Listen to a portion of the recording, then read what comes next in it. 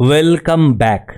चलिए देखते हैं आज मुझे कौन सा ट्रेड मिला और क्यों मिला और कल का रेड जोन कहाँ बन सकता है, मार्केट कैसे ट्रेड कर सकता है कल के ट्रेडिंग डे पे। आप अगर मेरे मॉर्निंग वीडियो देखे होंगे तो आपको सुबह से ही मेरा ट्रेड प्लान पता था। जब मार्केट एक फ्लैग बना रहा होता है या तो कंसोलिडेट कर रहा होता है तब मार्केट में छोटा छोटा मूव पकड़ना पड़ता है और वो छोटा मूव बहुत ही रिस्की होता है क्योंकि वो कभी भी कहीं भी घूम सकता है। जैसे कि यहां पे मार्केट एक फ्लैग बना रहा था। अब फ्लैग के अंदर मूव कैसा होता है, एक बार ऊपर जाता है, फिर नीचे, फिर ऊपर, फिर नीचे, फिर ऊपर, फिर लौट के आ जाता है पूरा नीचे। अब नीचे से और एक रिवर्सल आता है। मार्केट प्रीवियस डे में इस ट्रेंड लाइन से एक बार और दो बार रिजेक्शन लेके ऊपर की ओर गया था। आज तीसरे टाइम जब मार्केट यहाँ पे आके डोजी बनाया और यहाँ से रिजेक्शन स्टार्ट हो गया तब मेरा एंट्री इस कैंडल के अंदर हुआ। अब छोटा चीज, आप अगर रेगुलर ट्रेड करते हो आप देखे होंगे जब भी बायर बहुत तादाद से घुसता है तब जो कैंडल बनता है ज्यादातर केस पे वो ओपन इज इक्वल टू लो होता है, ऊपर की तरफ हो। अगर नीचे की तरफ आता है तो candle open is equal to high होता है। अगर आपको पता नहीं है open is equal to high और लो क्या है तो इस वीडियो के नीचे कमेंट करिए, मैं आपके लिए एक वीडियो बना दूंगा कि ओपन हाई और ओपन लो क्या होता है। यहाँ पे तीनों कॉन्फर्मेशन था। पहला तो एक ट्रेंड लाइन जो सपोर्ट की तरह काम कर रहा है और वहां से ही मार्केट रिजेक्शन ले रहा है। दूसरा कॉन्फर्मेशन, यहाँ पे एक डोजी यानी इंडिसिसिव कैंडल बना है। तीसरा, यहाँ पे एक open is equal to low candle इस डोजी को ब्रेक कर रहा है। तीनों कॉन्फर्मेशन जब मिल गया है तब एंट्री लेना बनता है। मैंने यहाँ पे एंट्री लिया। एक्सपेक्टेशन था कि यहाँ से जो ट्रेंड लाइन आ रहा है वहाँ पे थोड़ा सा टाइम बिता के फिर ब्रेकआउट करेगा, फिर इस ट्रेंड लाइन की ब्रेकआउट का एक रीटेस्ट आएगा। पर मार्केट हर वक्त सरप्राइज करता रहता है, वैसा नहीं किया। एक बड़ा कैंडल बनाया, एक साथ ब्रेक कर दिया इस ट्रेंड लाइन का, फिर ऊपर जाके रेड जोन से जब रिजेक्शन लिया मैंने ट्रेड को एग्जिट कर दिया। ये वाला ट्रेड मैं टेलीग्राम पे शेयर किया था सुबह को। अगर आप टेलीग्राम चैनल पे नहीं हो, लिंक में डिस्क्रिप्शन पे दे दूंगा, वहां से आप टेलीग्राम ज्वाइन कर सकते हो।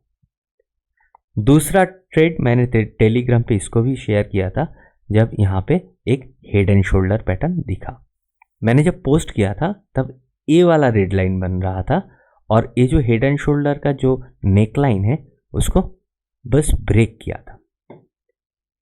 उसके बाद एक रैली आया जिसको मैंने यहाँ तक होल्ड किया और यहाँ पे बुक किया। जब मैंने बुक किया तब मैं टेलीग्राम पे इन्फॉर्म किया था सबको कि प्रॉफिट बुक कर लीजिए, हो सकता है एक रिवर्सल आए। उसके बाद एक रिवर्सल आया और मुझे लगा कि और नीचे आ सकता है, पर जब ये वाला ग्रीन कैंडल बन गया यानी मार्केट ऊपर की ओर जाना शुरू कर दिया तब मैं पोस्ट किया कि और कोई नीचे मूव मिलेगा नहीं। उसके बाद बहुत ही इंटरेस्टिंग चीज आज हुआ जहां से काफी कुछ आप सीख सकते हो। यहाँ पे जो हेड एंड शोल्डर पैटर्न है, यहाँ पे जो ट्रेंड लाइन या नेक लाइन निकल के आ रहा है वो एक रेजिस्टेंस की तरह काम करेगा जब मार्केट नीचे से ऊपर की ओर आएगा। मार्केट नीचे से ऊपर की ओर आया, पहला इसका ए रेजिस्टेंस था, दूसरा था यहाँ इस 5 मिनट का जो पहला कैंडल है उसका हाई और रेड जोन। यहाँ पे रेजिस्टेंस ही रेजिस्टेंस है। मार्केट ने क्या किया, इस रेड कैंडल पे एक रिजेक्शन शो किया। तब मैंने क्लियरली मेंशन किया था आज और कोई ट्रेड तो नहीं करेंगे हम, पर सीखने के लिए हम इस ट्रेड को देखेंगे। क्यों नहीं ट्रेड करेंगे? क्योंकि मार्केट एक फ्लैग के अंदर है यानी एक कंसोलिडेशन जोन के अंदर है। यहाँ पे कुछ भी हो सकता है। जब एक कंसोलिडेशन चलता है उसके अंदर ट्रेड करना बहुत ही रिस्की होता है और खास करके जब आप एक ऑप्शन बायर हो आपके लिए बेस्ट टाइम होता है मॉर्निंग का। उसके बाद का जो सेकंड सेशन शुरू होता है उसमें मार्केट थोड़ा बहुत धीरे धीरे धीरे धीरे चलता है, इसलिए ऑप्शन बायर के लिए ये थोड़ा सा दिक्कत वाला टाइम है। जब यहाँ से एक कैंडल ने रिजेक्शन शो किया था, मैंने टेलीग्राम पे इस ट्रेड को पोस्ट किया था। चलिए देखते हैं इस ट्रेड में हुआ क्या एक्चुअली। पहले ही मैं क्लियरली मेंशन किया था, ओनली फॉर लर्निंग, ये कोई ट्रेड नहीं है, इसे मत लीजिए, मैं भी नहीं ले रहा हूं। उसके बाद मैंने मेरा एक व्यू पोस्ट किया था कि यहाँ पे एक फ्लैग बन रहा है। तो कैसे फ्लैग बनता है, पहले नीचे से ऊपर जाता है, फिर एक करेक्शन होता है, फिर ऊपर का एक रैली होता है, फिर ऊपर से रिजेक्शन लेके नीचे आता है, फिर एक करेक्शन होता है, फिर नीचे का एक रैली आता है। इस हिसाब से जनरली एक फ्लैग बनता है। तो क्या हो सकता था, यहाँ पे एक करेक्शन हुआ, फिर नीचे का एक रैली मिल सकता है। अब यहाँ से जब रेड जोन से मार्केट ने रिजेक्शन लेना स्टार्ट किया, तो गौर से इस दूसरा पिक्चर को देखिए। यहाँ से रिजेक्शन लिया, फिर बायर इसके अंदर घुस गए, यानी मार्केट को ऊपर ले जाने की कोशिश कर रहे थे, पर सेलर ने यहाँ पे क्लियर कट डोमिनेट किया और एक इनसाइड बार पैटर्न भी बन गया। अब दो कन्फर्मेशन क्या, एक तो प्राइस ऐसा मूव कर सकता है, सेकंड यहाँ पे एक काफ़ी बड़ा रेजिस्टेंस जोन है जहाँ पे इस हेड एंड शोल्डर का नेकलाइन है, 5 मिनट का हाई है, पहला 5 मिनट का कैंडल का, और रेड जोन का रेजिस्टेंस भी यहाँ पे है। जब मार्केट इस इनसाइड बार को नीचे ब्रेक किया, तब लॉजिकली एक ट्रेड बनता है, पर क्यों नहीं किया हम लोग, क्योंकि एक कंसोलिडेशन जोन के अंदर है। जब मार्केट कंसोलिडेशन जोन के अंदर होता है, तब वहाँ पे ट्रेड करना बहुत ही रिस्की होता है, और ख़ास करके जब आप सेकेंड हाफ पे ट्रेड कर रहे हो। उसके बाद क्या हुआ, मार्केट ने धीरे धीरे पहले तो इस इनसाइड बार को ब्रेक किया, उसके बाद इस मूविंग एवरेज पे थोड़ा सा सपोर्ट लिया, उसके बाद इस मूविंग एवरेज को भी ब्रेक कर दिया। चलिए देखते हैं मैं कैसे पोस्ट किया था टेलीग्राम पे। पहला इनसाइड बार का ब्रेकआउट हुआ, ब्रेक डाउन हुआ, उसके बाद मार्केट ने यहाँ पे आके थोड़ा सा टाइम बिताया, फिर इसको भी ब्रेकआउट किया, यानी मूविंग एवरेज को, और उसके बाद अचानक से बायर आया, और बायर यहाँ पे कोशिश कर रहा था मार्केट को फिर से ऊपर ले जाने का। यहाँ पे दो चीज़ हो सकता था, मार्केट थोड़ा सा यहाँ पे साइडवेज होके फिर नीचे आ सकता था, या तो रिवर्सल ले सकता था। अगर इस ट्रेड में हम लोग एंट्री करते तो हमारा स्टॉप लॉस लॉजिकली होता इधर पे। अब देखिए, आप अगर ऑप्शन बाइंग करते हो तो आपको पहले से मार्केट को समझना पड़ता है और इस कंसोलिडेशन के अंदर ही एंट्री लेना पड़ता है, क्योंकि यहाँ पे ही सबसे छोटा एसएल मिलता है। हम लोगों के पास एक्चुअली कोई टारगेट नहीं होता।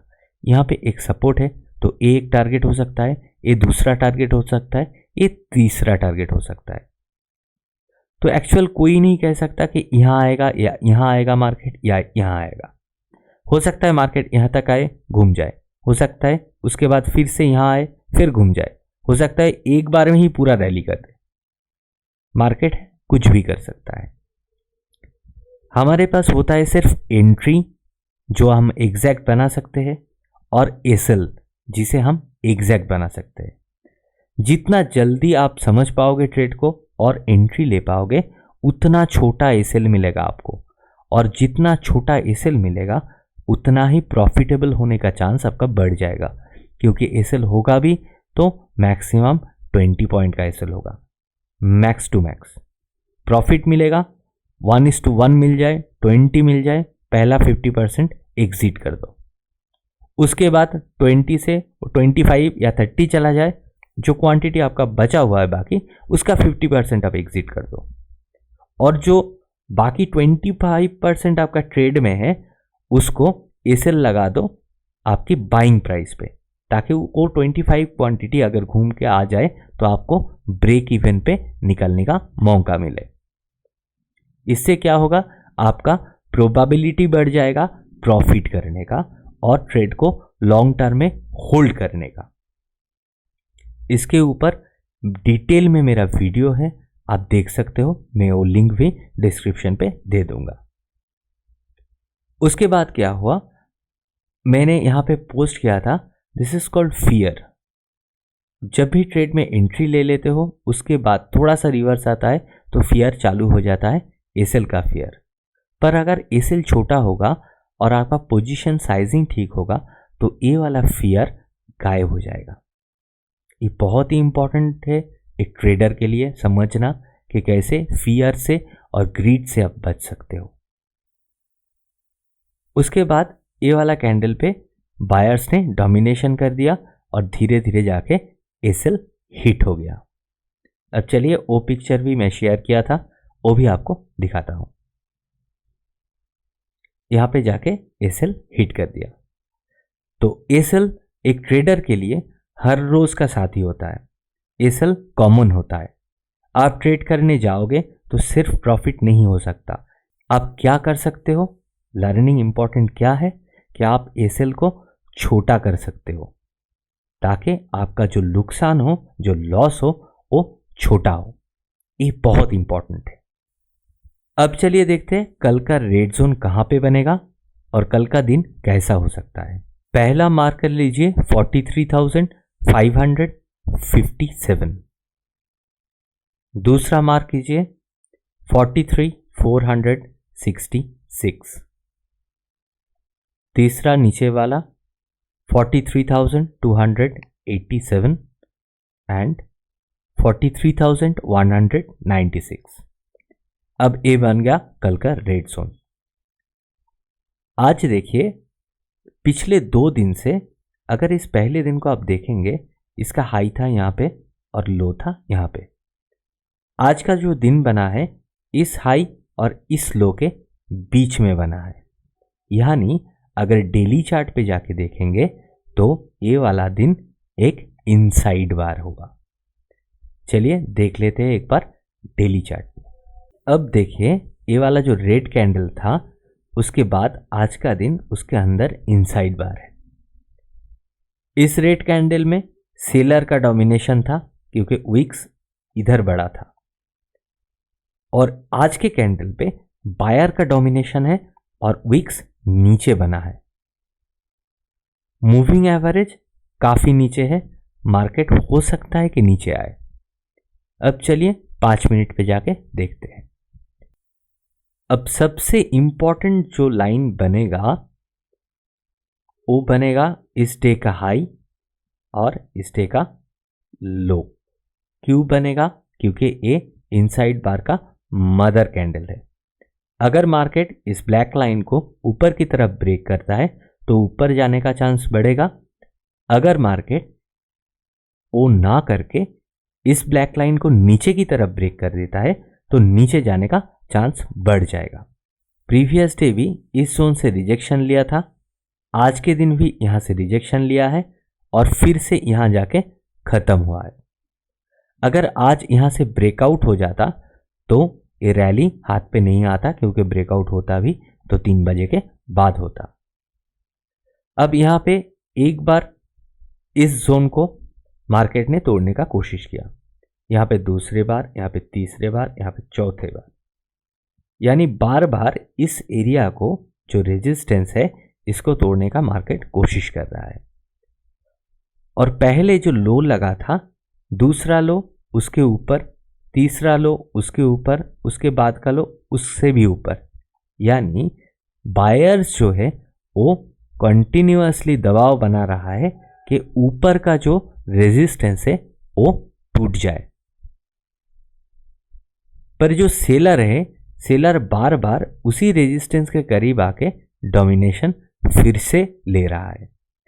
जब प्राइस नीचे से ऊपर की ओर जाता है तो ज्यादातर टाइम पे एक फ्लैग जैसा बनता है जिसका चांस रहता है कि ऊपर ब्रेकआउट करे। यानी अगर मार्केट कल इस जोन के ऊपर कहीं निकलता है फ्लैट ओपन होने के बाद, तो चांस रहेगा थोड़ा सा टाइम बिता के रिटेस्ट करके ये ऊपर की तरफ ब्रेकआउट दे और ये जो इनसाइड बार का मदर कैंडल है इसका जो रेजिस्टेंस है इस रेजिस्टेंस को भी ब्रेक करके ऊपर जाए। एक पॉसिबिलिटी है।